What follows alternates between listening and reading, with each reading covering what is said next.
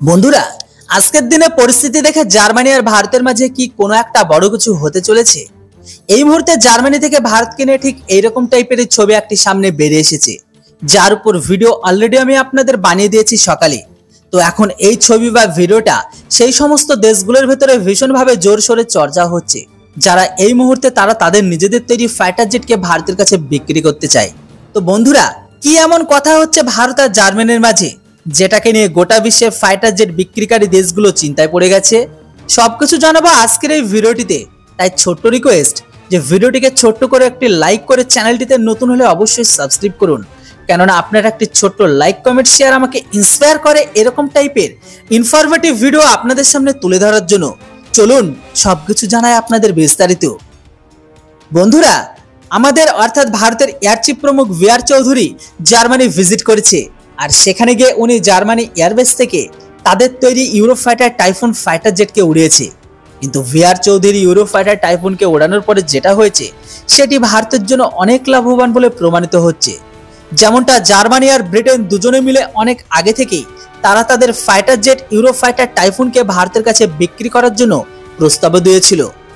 ভারতকে এই Eurofighter typhoon jet অত্যাধুনিক ইলেকট্রনিক ওয়ারফেয়ার সিস্টেম আর অত্যাধুনিক বা ভালো একটি মিসাইল প্যাকেজও দিয়েছিল তারা। কিন্তু এখন ভারতের air chief marshal V R Chaudhari Eurofighter Typhoon fighter জেটকে উড়িয়ে এই ফাইটার জেটের প্রতিদ্বন্দ্বিতাকে কিন্তু অনেক বাড়িয়ে দিয়েছে। আর এখন যেটাকে নিয়ে তারা তাদের ফাইটার জেটকে ভারতের কাছে বিক্রি করা আরো বেশি করে চেষ্টা করবে। এটি দেখে কিন্তু এখন আমেরিকার ফ্রান্সের চিন্তা অনেক বেড়ে গেছে। তাই তো এখন এই দুটো দেশ তারা তাদের সব থেকে ভালো ফাইটার প্লেন আর ভালো ভালো প্রস্তাবকে দিচ্ছে। যেখানে আমরা অনেক আগে শুনেছিলাম ফ্রান্সের তৈরি ইঞ্জিন অর্থাৎ ভারতের লেটেস্ট 5th জেনারেশনের অ্যামকার ফাইটার জেটের জন্য যে ইঞ্জিনকে লাগানো হবে, সেই ইঞ্জিনের সম্পূর্ণ টিওটি ভারতের হাতে তুলে দেওয়ার জন্য যোজনাকে বানিয়ে নিয়েছিল ফ্রান্স।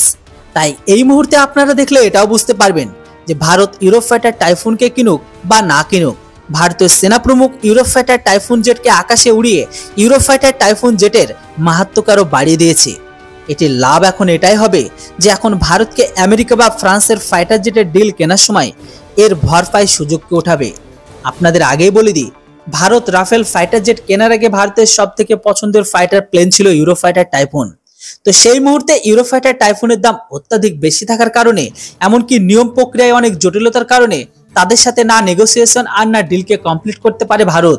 তাই এমতো অবস্থায় তারা যদি ফাইটার জেটের টেকনোলজি ট্রান্সফার করে ভারতের তৈরি করে সমস্ত ফাইটার জেটগুলো, তাহলে ইউরোফাইটার টাইফুন নিঃসন্দেহে ভারতের ভান্ডারে যুক্ত হবে, এতে কোনো সন্দেহ নেই।